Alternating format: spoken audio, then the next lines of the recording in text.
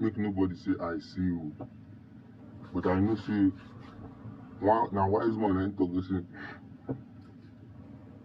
if you forget history, then history will repeat itself. So now we we watch this video and like and share. 2021, a 96-year-old businessman died in Rome, Italy. Ahmed Idris Nasreddin had amassed a personal fortune of close to $500 million in his lifetime, but his death barely made the news. Nasreddin was an Eritrean who moved to Jos in Nigeria's Plateau State and grew his father's small manufacturing business into a $460 million conglomerate involved in everything from breakfast cereal and confectionery to pharmaceuticals, real estate, and energy. After many years of growth and success, he eventually handed his sprawling business empire over to his son, Atia Nasreddin, and retired at an old, satisfied age. In an official statement released after Nasreddin's death in May, Plateau State Governor Simon Lalong said, NASCO has over the years remained a major employer of labor in Plateau and continues to contribute to the economic prosperity of the state and Nigeria at large through tax revenue and corporate social responsibility. Well, that was the cover story anyway. In reality, as is so often the case in Nigeria, the gap between the facts and the information released to the public was so wide as to be scarcely believable. What on earth could this shrewd, respectable businessman who looked like he could not hurt a fly have done to put him in a story about the world's deadliest terror organization? Why would the brand he built, which to many Nigerians evokes memories of a beloved childhood breakfast cereal, appear in the same sentence as Boko Haram? To answer these questions, our story begins on another continent in 1955, some 8 years before his father would move to Nigeria and establish NASCO.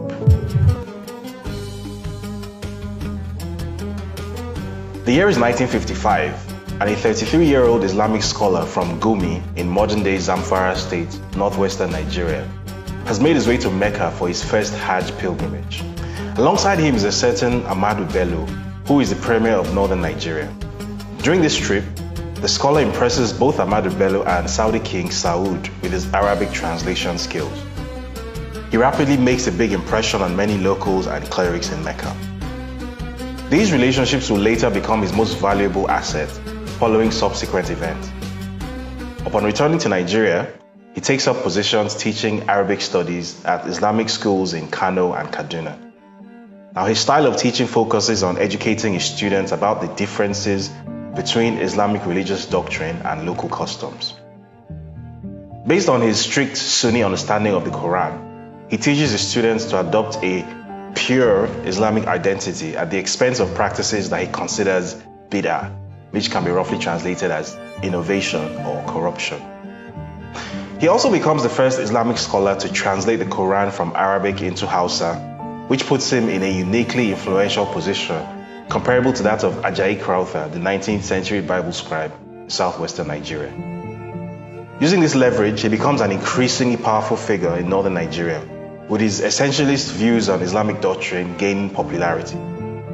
To him, the existing Sufi orders of northern Nigeria are polluted with bid'ah and unfit for purpose. He becomes well known for attacking the Tijaniya and Qadiriya brotherhoods during his appearances on Radio Kaduna, while advocating for a return to Islamic purity. Following the death of his friend and benefactor Ahmadu Bello, the scholar finds himself in a precarious situation. The new Nigerian federal government, led by soldiers, has a motive to crack down on anyone who is outspoken and influential. He may be an intellectual giant in northern Nigeria, but without political and financial backing, he's a giant with feet of clay. His solution is to seek financial and political help from his friends in Mecca. The Saudis, as always, are eager to help. His Saudi backers are keen to use him to espouse the Saudi Arabian state's official interpretation of Islam, which is based on the work of 18th century Islamic scholar Muhammad ibn Abdul Wahhab. This fundamentalist doctrine, often known as Wahhabism, fits very closely with the teachings of our hero in northern Nigeria, and he enthusiastically sets about gathering support for this new Saudi-funded project. In the 2009 book, The Wahhabi Mission and Saudi Arabia, historian David Cummins says, the Saudi-funded Muslim World League also sent missionaries to West Africa, where it funded schools, distributed religious literature, and gave scholarships to attend Saudi religious university. These efforts bore fruit in Nigeria's Muslim northern region, with the creation of a movement, the Izala Society, dedicated to wiping out ritual innovations. Essential texts for members of the Izala Society are Muhammad ibn Abdul Wahhab's Treatise of God's Unity and commentaries by his grandsons. Reaching out to his erstwhile students across Kano and Kaduna over the course of the 1970s, the scholar slowly builds a coalition of strategically aligned individuals that will someday become a very powerful organization in northern Nigeria. In 1978, one of his prominent students, Sheikh Ismaila Idris, takes charge of this increasingly powerful but still somewhat unofficial movement and calls it Jamatu Izalatil Bida wa Ikamatus Sunnah, which translates as Society of Removal of Innovation and Re-establishment of the Sunnah, which is also known as JIBUIS for short. Based in Jos and known colloquially as the Izala movement, this organization would go on to become the most influential Islamic body in Nigeria over the next few decades. Its members will become some of Nigeria's most revered imams and clerics. They will achieve high ranks in the Nigerian Armed Forces. They will even sit on the Federal Executive Council as ministers of state. JIBUIS will come to exert a level of influence over Nigeria's national politics and governance that is unprecedented for a religious body in Nigeria. Soon, it will become almost impossible to achieve power in many parts of northern Nigeria without identifying with the Izala movement. Among other things, the scholar states that Muslims should never accept a non-Muslim as ruler, which can be interpreted as a call for insurrection against the Christian Nigerian president. He's never held to account for this statement, and in any case, he no longer believes that writing books or teaching people about Islam will, on their own, lead to an Islamic renaissance in northern Nigeria, which is what he wants. Now, he's all about partnership and political action. He maintains his membership in northern Nigeria's legacy Islamic group, which is called Jamaatul Nasrul Islam. But he is unmistakably the beating heart of the new Izala movement. To all intents and purposes, this is the birth of modern Salafi Islam in Nigeria. Without firing a single shot or contesting in an election, this Islamic scholar has become one of the most powerful men in northern Nigeria. His name? Abubakar Mahmoud Gumi. Fast forward 33 years. It's Christmas Day in 2011. A bomb suddenly goes off at St. Teresa Catholic Church in Madala. Frankly speaking, I thought the war has ended. Killing 35 people and wounding a further 52. Almost simultaneously, a series of coordinated bomb attacks and shootings takes place at churches in Jos, Gadaka, and Jamatu. An obscure Islamist group calling itself Boko Haram claims responsibility for the attacks. During the trial of the main suspect, Kabir Umar, also known as Kabir Sokoto, 2 years later, a masked witness claims that an Algerian Islamist group provided funding and support worth 40 million naira, which was roughly $250,000 at the time, to carry out the attacks. To the general public, it is unclear what the link is between Islamists in northern Nigeria and well-funded terror groups in North Africa. To those in the know, however, the incidents of December 25, 2011 are not only expected, but are likely to intensify and become more regular. This is because while the Nigerian public up to this point has been fed with what amounts to a tiny percentage of the actual story behind Boko Haram, this group has in fact been incubated at the highest levels of the theological, economic, and social establishment in northern Nigeria. Boko Haram in reality is so much bigger than its two most famous faces, Mohammed Yusuf and Abubakar Shekau, that reducing it to these two men serves to miss the actual story spectacularly. To start to get a sense of what Boko Haram is and where exactly it came from, let's go from 2011 back to 2006 and read this excerpt from a letter written by Permanent Representative of Nigeria to the United Nations, Aminu B. Wali. Now, this letter was addressed to the chairman of the UN Counterterrorism Committee. It lays out in some detail the measures taken by the Nigerian government to fight terrorism in Nigeria. I'll take special notes of the names mentioned in bold.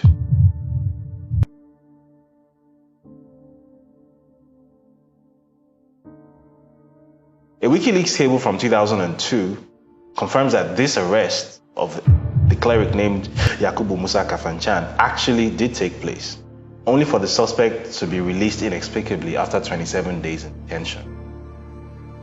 For those who are not aware, Yakubu Musa Kafanchan, also known as Sheikh Yakubu Musa Katsina or Yakubu Musa Hassan, is a founding member of the Izala movement or Jibwis.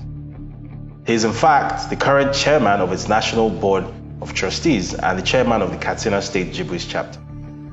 He is a widely respected Islamic cleric and a very close personal friend and public associate of, no prizes for guessing, Isa Pantami. Yes, that Isa Pantami. Mr. Kafanchan was even recently named as one of the 500 most influential Muslims in the world by the Royal Islamic Strategic Studies Center, a Jordanian government-affiliated NGO, and we'll come back to that later. So apparently, as far back as 2002, Mr. Kafanchan was known to the Nigerian security establishment as the leader of a terror network trying to set up terror cells in Katsina and Kano. And you should keep that in mind because this information will become even more important as this documentary progresses. Now, according to this official Nigerian government communication to the UN Counterterrorism Committee, this real-life terror cell organizer was known to have affiliations with a certain group called GSPC, which previously tried to carry out terror attacks in Nigeria, and he was even arrested for it in 2002, which was 7 whole years before anyone in the world outside of northern Nigeria ever heard of something called Boko Haram. Yet in 2021, he's not only a free man, but he's a powerful free man, with access to federal ministers, state governors, and even Nigerian President Muhammadu Buhari himself. That brings us to the GSPC, which was referenced in the UN letter. So what is the GSPC? GSPC stands for Groupe Salafiste pour la Prédication et le Combat, which means Salafist Group for Preaching and Combat. Basically, it's a legal Salafi terror organization based in Algeria, which is affiliated with Al-Qaeda and the Taliban. It specializes in providing training, funding, and support to Islamists and jihadi fighters around the world, using a global network of smugglers, money launderers, and rat line. This brings us to the second name in the above letter. Alhaji Shahru Haruna, in the Nigerian government's own words, was a GSPC agent who funded the activities of people like Kabir Sokoto by laundering proceeds from smuggled goods. He too was arrested and held on terror financing charges. And somehow he too is not only a free man today, but also a powerful one in his own right. You probably won't be surprised to find out that Alhaji Shahru Haruna is also a ranking member of the Izala movement. Now, according to these posts, which I dug up from Facebook accounts linked to the Kano State Izala movement chapter, Shahru Haruna is the deputy president of the Kano State chapter of Jibwis. Like Yakubu Kafanchan, this indicted terror funder not only retains his position in Nigeria's most influential Muslim body, but is also a respected Islamic preacher with access to the who's who of Nigerian politics and governance. Even more interestingly, when I did some digging into Mr. Haruna, I discovered something potentially even more alarming. Now, it will be recalled that in September 2021, CBN Governor Godwin Emefiele claimed that a significant portion of dollars bought by Bureau de Change operators in Nigeria goes into the illegal importation of arms. Speaking at the end of the monthly Monetary Policy Committee meeting, he said, "Whether it is Boko Haram, kidnapping, and all sorts of nefarious activities, BDCs take our country's dollars and sell to people to go and buy arms and ammunition to come and hurt us. That's what people want us to continue to do. We cannot do that any longer. We can't. If you have any legal, legitimate business you want to conduct, please take your business to a bank. They will sell you for it." A search of Nigeria's Corporate Affairs Commission database for the name Shahru Haruna turned up a plethora of companies registered under the Dandema name, including a Bureau de Change. Now, for reference, this man, Shahru Haruna, who was identified by the Nigerian government itself as a security threat for funding terror via money laundering, was somehow allowed to own and operate a Bureau de Change, which, according to the CBN governor, could well have been funding terror via money laundering. A CBN circular from October 2020 confirms that, at least as recently as 2020, Shahru Haruna was allowed to run a bureau de change in Nigeria, potentially giving him access to the very funding and laundering infrastructure that he should not have been given access to under any circumstance. Now, a glance at the other Dandima business entities on the CAC database shows that even the email address used to register them belongs to this bureau de change, which says everything about how central it is to Shahru Haruna and his business interests. And in case you're wondering if this picture can get any worse, the answer is yes, it can, and it will. Take note of the name circled in red.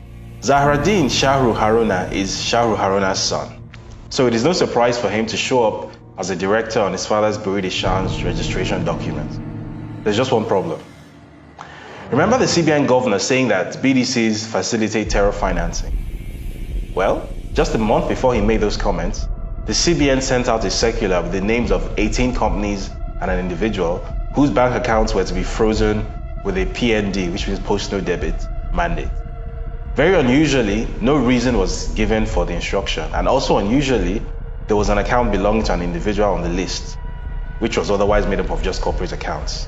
And what was this individual's name? Yes, that guy.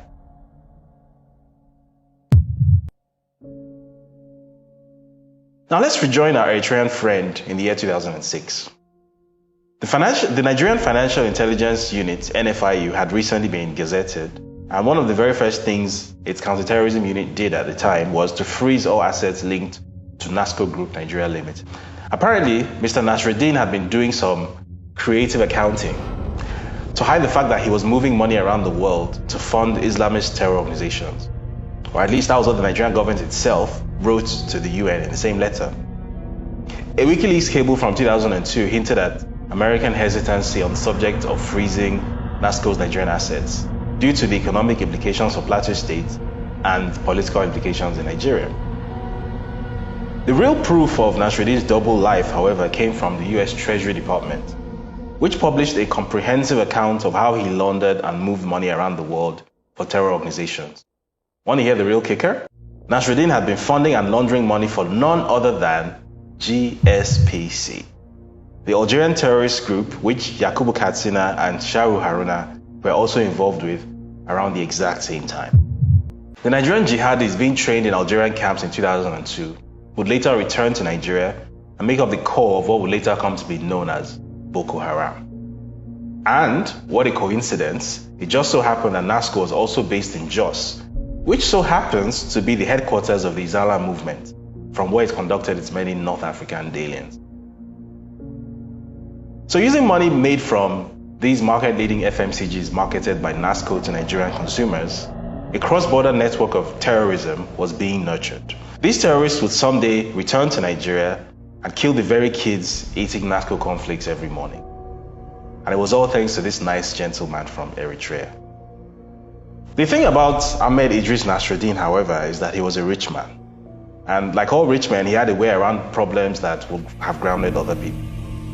Now, in 2005, Lisa Myers and Aram Ruston of the NBC News investigative unit discovered that despite his designation as a terror financer in the US, Nasruddin's Nigerian business empire and his Italian hotel were still operating as normal.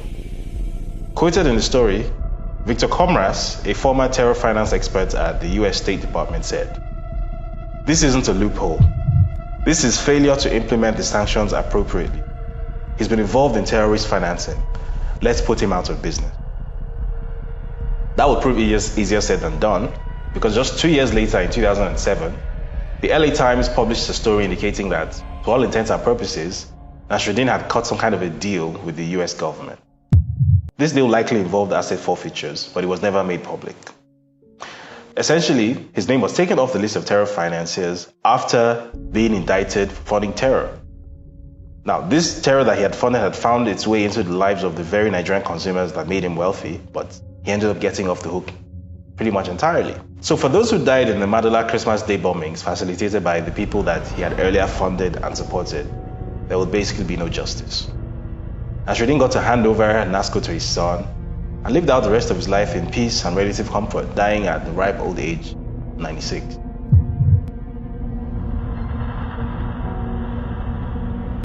Now, I mentioned earlier that the dates of Yakubu Katsina's initial attempt to establish terror cells and Taliban training camps in Kano and Katsina was important. Here's why. Remember Abubakar Gumi's stated position that Muslims should never accept a non-Muslim as ruler? Well, it just so happens that the concerted push for Sharia law across 12 of Nigeria's northern states lines up perfectly with the election of Olusegun Obasanjo, a Christian, as president in 1999. Through the eras of Shehu Shagari, Muhammadu Buhari, Ibrahim Babangida, Sani Abacha, and Abdulsalam Abubakar, who were consecutive Muslim Nigerian heads of state, there was never a directed and concerted push for Islamic law across those 12 Muslim-dominated states. But following Obasanjo's entry, however, Zamfara, Kano, Sokoto, Katsina, Bauchi, Borno, Jigawa, Kebbi, Yobe, Kaduna, Niger, and Gombe states decided in quick succession to embrace a separate penal code from southern Nigeria, which was based on Sharia law. Why this piece of information is important is that it is key to understanding the political resonance of the Izala movement in northern Nigeria and the sheer amount of power wielded by indicted terror financiers and terrorists who still sit on its board. This in turn is central to understanding two things about terrorism in Nigeria. The first thing is that Boko Haram is a logical development growing out of the rise of political Islam in Nigeria, with its roots in Salafism, as popularized by Abubakar Gumi and his ideological heirs.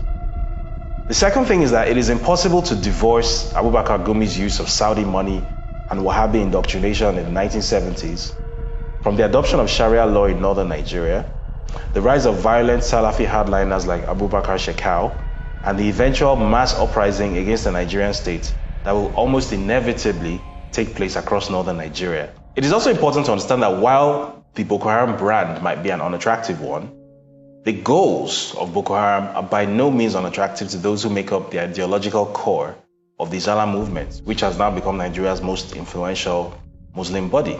Sheikh Aminu Daurawa, who famously praised the September 11 attacks in a 2001 sermon with a quote claiming that Allah is a suicide bomber, would later become the inaugural chair of Kano's Hizbah police and also remains a high-ranking Izala movement member.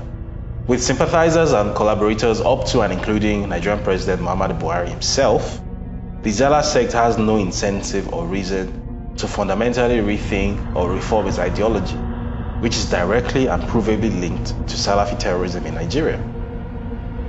As long as Mr. 00 retains his obvious and unapologetic sympathy for an organization with clear and ongoing links to the enemy he claims to be fighting as Nigeria's president, the Izala movement has no incentive to reinvent itself. There's no way that the Nigerian president is not aware of Yakubu Musa Hassan Katsina's history as a known terrorist. And yet, as recently as 2018, President Buhari was pictured in Aso Rock meeting with Izala movement president Abdullahi Balalau, Yakubu Musa Hassan Katsina himself, Kabiru Gombe, and Ibrahim Jallo Jalingo. It is either I have more access to information about his friends and associates than the Nigerian president does, with all the alphabet soup intelligence agencies at his disposal, or he already knows all of this and he has picked a side. And it doesn't take a genius to work out which one it is. Certainly from the point of view of the Izala movement, this picture taken in 2018 was a statement that while a government led by a Christian may have arrested Yakubu Hassan and his terrorist peers in 2002, 16 years later, Hassan's ideological ally is now in office, standing proudly and solidly next to him, like he stood solidly next to Isa Pantami when his earlier pronouncements came to light. So basically, the Izala movement has won and Nigeria has lost. The only other angle of high-level involvement that has not yet been addressed so far is that of the Jordanian government. Now remember earlier where it was mentioned that Yakubu Katsina was named among the world's 500 most influential Muslims by a Jordanian state-backed NGO. Well, it turns out that the NGO in question, which is the Royal Islamic Strategic Studies Center, is itself affiliated with the Royal Al-Bayt Institute for Islamic Thought.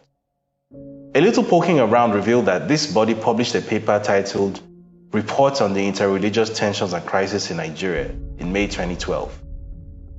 Produced by a state-funded NGO in Jordan as far back as 2012, These reports referenced alleged income disparity between Nigeria's Christian South and Muslim North, attempting to portray the latter as a victim of involuntary poverty and economic bullying at the hands of the former, without citing any data to support this conclusion. Now, very tellingly, at a time when conversations around violent clashes between nomadic Muslim cattle herders and traditionalist or Christian farmers were not yet present in Nigeria's news cycle, this Jordanian organization with links to Yakubu Hassan, a known Nigerian terrorist, was already recommending grazing grounds as a solution for a problem that did not actually exist yet. So 10 years later, the question is, how did they know? Like, subscribe. Silence, I will put me because I'm my daddy. Thank you.